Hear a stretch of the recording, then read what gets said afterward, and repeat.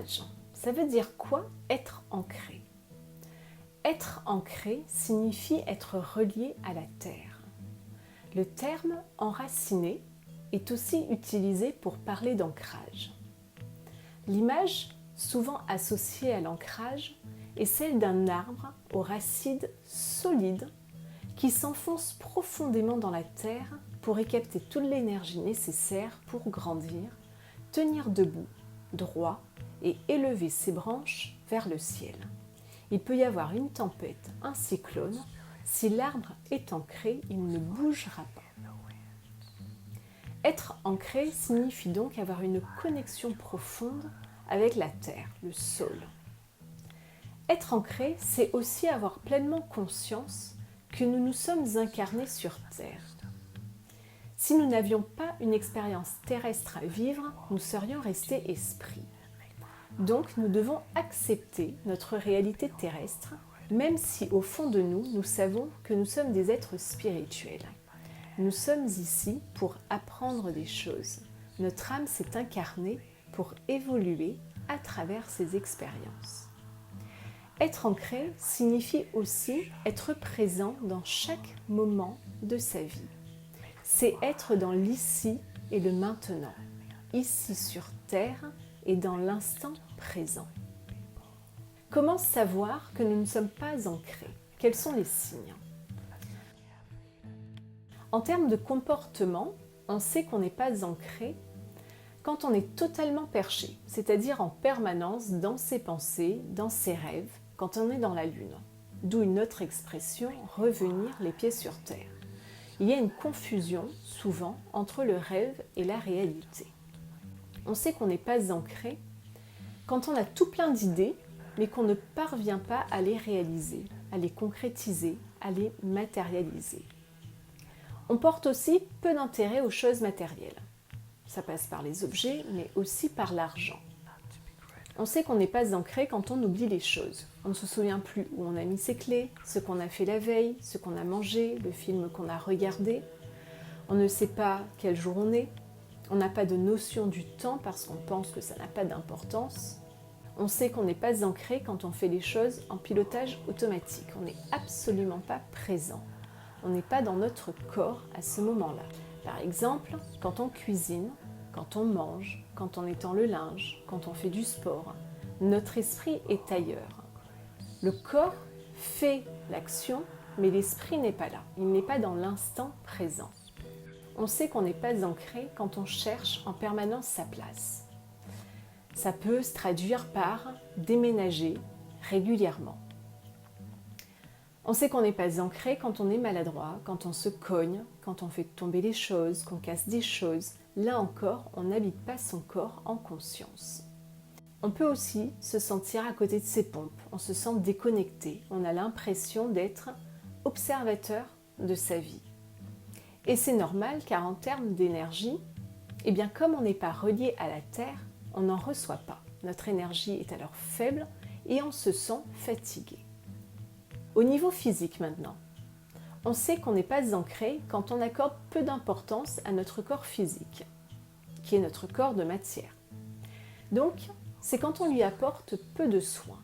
On ne le nourrit pas ou mal, voire ne pas manger ne nous dérangerait pas. En termes de symptômes physiques, on a des vertiges.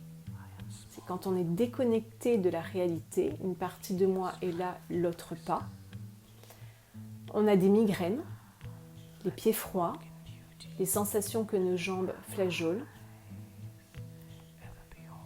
Au niveau émotionnel, on sait qu'on n'est pas ancré quand on se sent stressé, angoissé. Et c'est normal quand on ne trouve pas de sens à donner à sa vie terrestre. Les personnes qui ne sont pas ancrées subissent leur vie.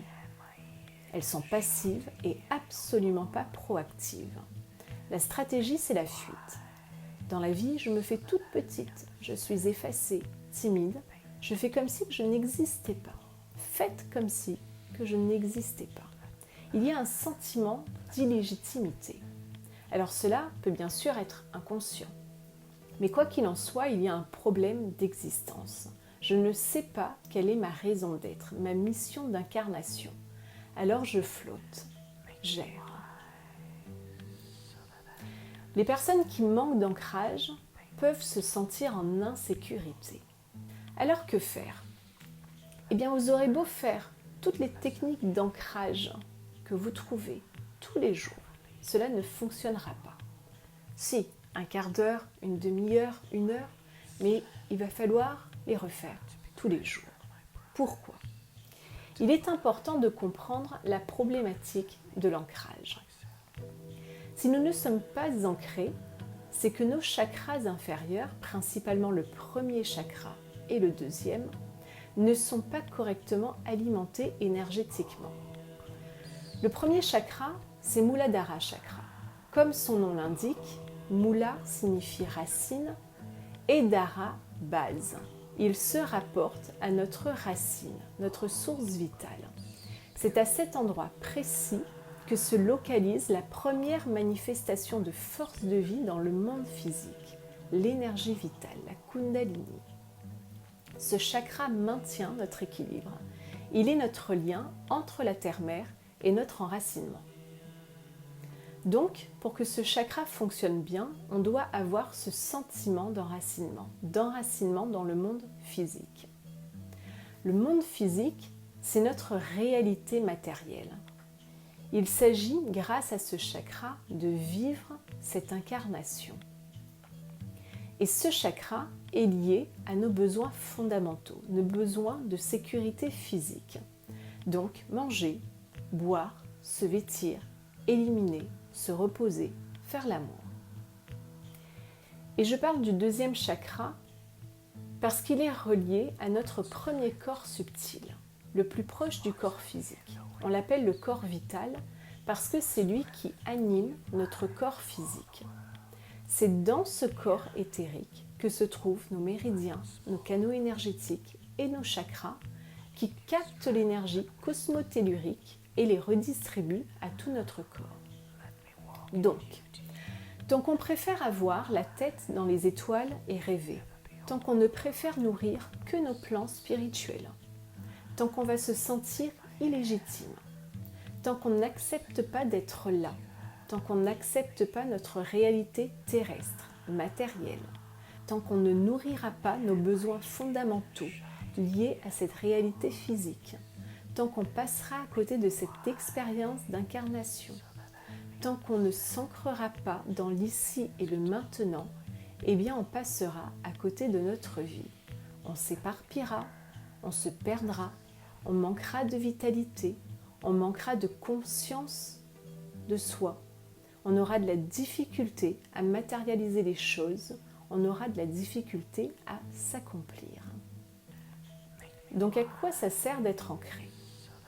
Plus on est ancré, moins on se laisse déstabiliser par le monde extérieur. Donc moins on est en réaction. Moins on aura envie de fuir la réalité. On a vu que l'ancrage est lié au moment présent. Donc plus on est dans le moment présent, moins on est dans ses pensées, dans le passé, souvent source de regrets, de remords, ou dans le futur, souvent source de doutes, de peur, de stress, d'angoisse.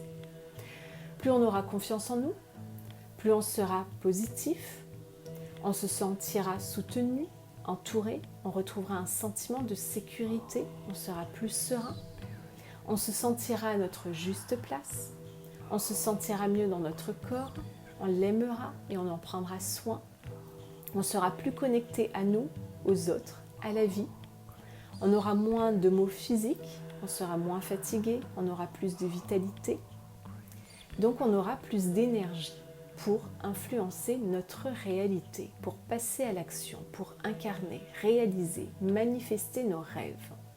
On pourra capter beaucoup plus d'informations, de messages par nos chakras supérieurs, chakra couronne, le troisième œil, l'intuition, et on pourra faire descendre ces messages qu'on aura captés dans la terre, dans le corps, pour les concrétiser.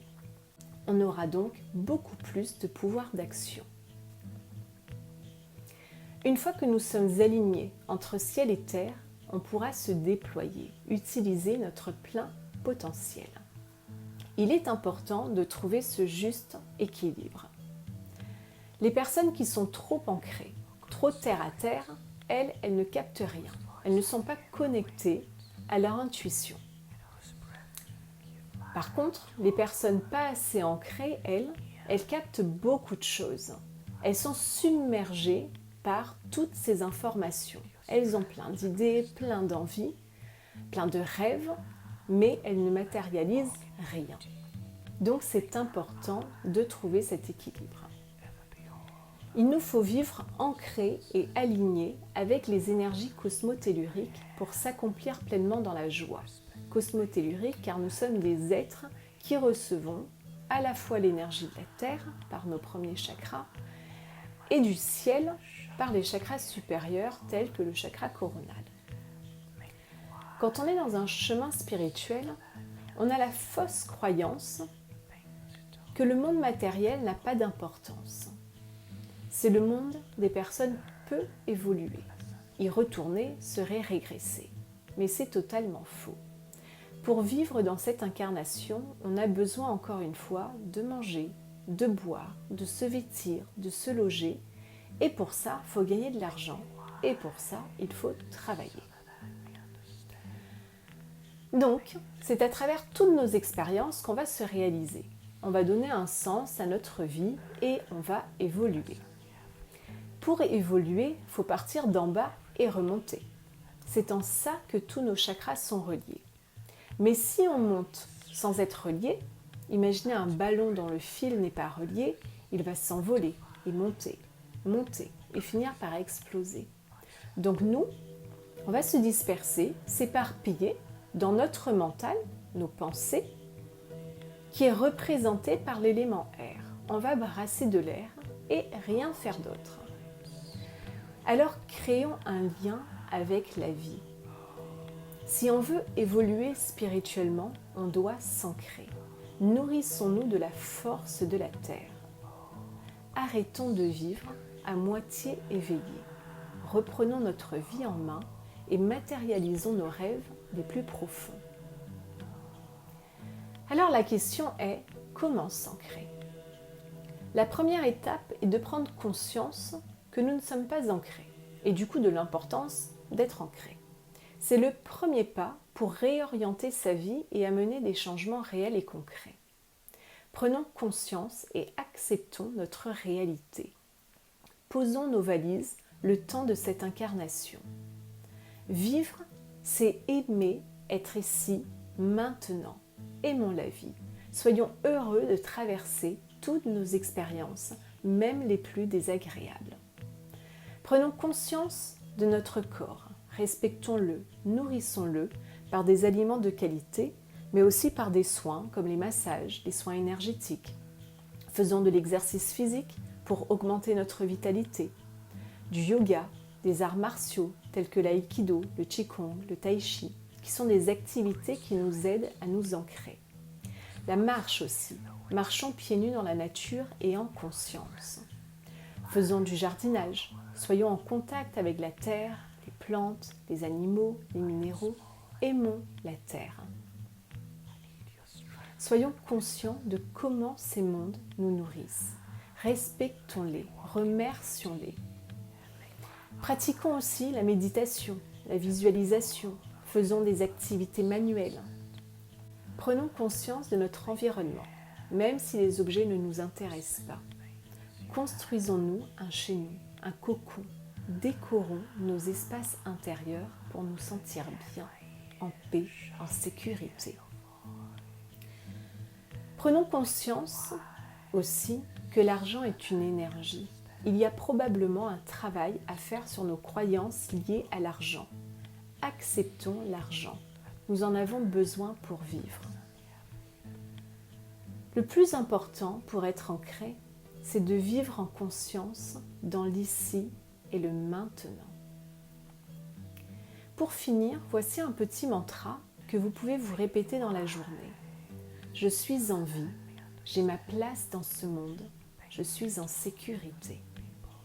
Lorsque vous dites ce mantra, même si vous le dites à voix haute, c'est important que vous le disiez à l'intérieur de vous. Vous le dites à vos cellules. Chacune de vos cellules doivent être convaincues de ce message. Vous devez vibrer ce mantra. Vous devez le ressentir au plus profond de vous. Je suis en vie, j'ai ma place dans ce monde, je suis en sécurité. Je suis en vie, j'ai ma place dans ce monde, je suis en sécurité. Je suis en vie, j'ai ma place dans ce monde, je suis en sécurité.